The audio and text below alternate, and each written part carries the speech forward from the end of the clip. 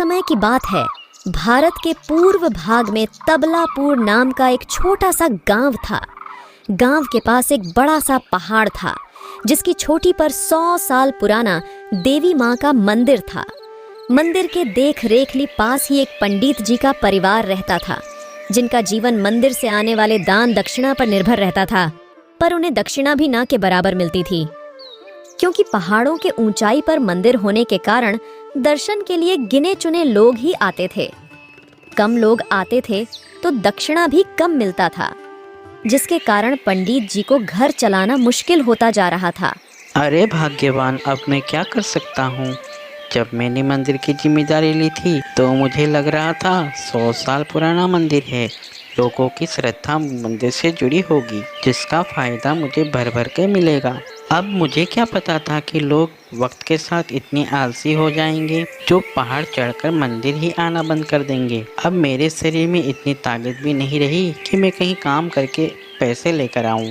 अजी, ऐसा कब तक चलेगा? आपको कुछ ना कुछ तो करना ही होगा, नहीं तो मैं चली अपने मायके।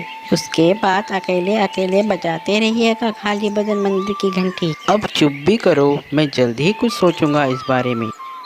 इस तरह कुछ दिन बीत गए और एक शाम पंडिताइन नीचे गांव होकर आ रही थी।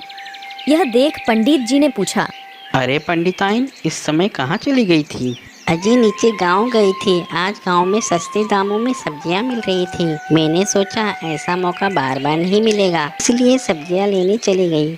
पंडिताइन की यह बात सुनते ही पंडित जी के दिमाग में एक बात घूमने लगी।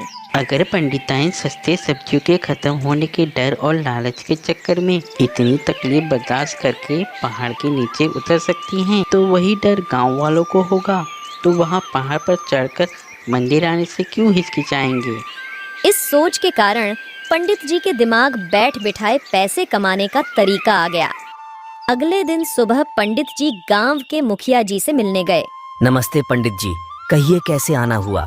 अरे क्या बताऊं मुखिया जी, वैसे तो मैं मंदिर छोड़कर कहीं जाता नहीं हूँ, पर आज तो देवी माँ का आदेश था तो आना ही पड़ा।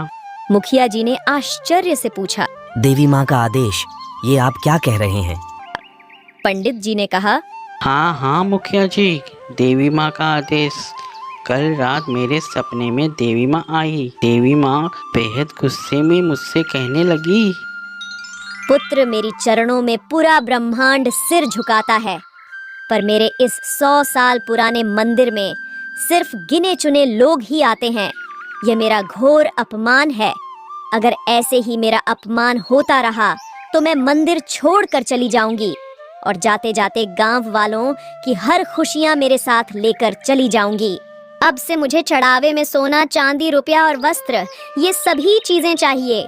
यह सुनकर मेरे तो हाथ पैर ठंडे पड़ गए। अब आप ही बताइए मुखिया जी, क्या किया जाए। मुखिया जी सोच में पड़ गए। मैं पंडित जी की बातों को अनदेखा नहीं कर सकता हूँ। यह बात पंडित जी ने कहा है तो सच ही होगा, और यह पूरे गांव से जुड़ी बात है। मैं लापरवाही नहीं कर सकता हूँ। मुखिया जी ने कहा, पंडित जी, आप बेफिक्र होकर मंदिर की देखरेख कीजिए। मैं जल्द ही गांव वालों तक यह खबर पहुंचा दूंगा। पंडित जी घर पहुंचकर पंडिताइन से कहने लगे, पंडिताइन, घर में पुराने खाली पड़े सारे पेटियां साफ कर लो, क्योंकि जल्द ही उनमें भर भर के वस्त्र और सोने चांदी आने वाले हैं। पंडिताइन ने कहा, क्यों, लॉटरी लग गई है या पगला गए हो? पंडित जी ने पंडिताइन को सारी बात बताई।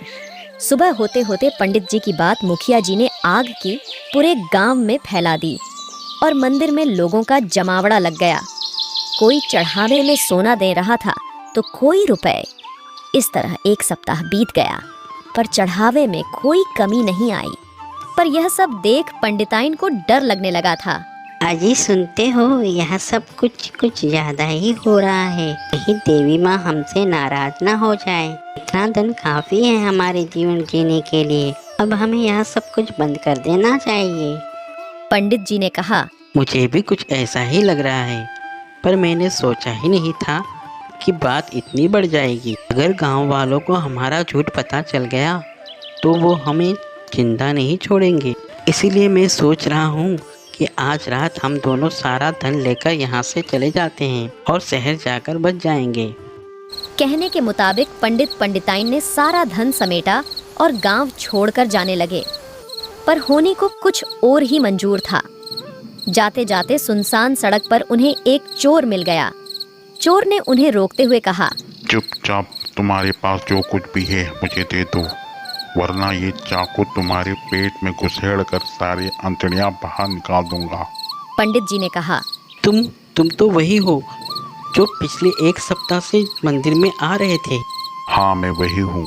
मैं 1 सप्ताह से तुम दोनों पर निगरानी रख रहा था। मैं तुम दोनों की सारी चालाकी अच्छी तरह से जानता हूँ। तुम दोनों ने किस तरह गांव वालों को उल्लू बनाकर लूटा है और अब लूटा हुआ पैसा लेकर गांव से भाग रहे हो। बहुत ज्यादा चूर चपड़ की तो शोर मचाकर गांव वालों को इकट्ठा कर दूंगा, इसलिए चुपचाप सारा धन मेरे हवाले कर दो। चोर की यह बात सुन पंडित पंडिताइन को शर्मिंदगी का डर सताने लगा और उन्होंने चोर को सारा धन पकड़ाकर वापस घर लौट आए। उन दोनों को समझ आ गया था कि यह सब देवी माँ का प्रकोप है।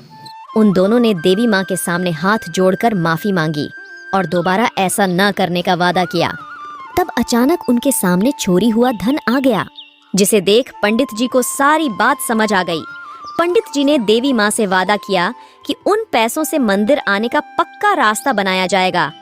कहानी से हमें यह सीख मिलती है कि हम भले ही सही गलत जिस तरह से भी अपने जीवन को सुधार चुके हों, पर समय एक ना एक दिन हमें उस जगह लाकर छोड़ देगा जहां हमें पछताने का एक मौका भी नहीं मिलेगा। ऐसी ही मजेदार कहानियों के लिए हमारे चैनल को सब्सक्राइब करना ना भूले। धन्यवाद।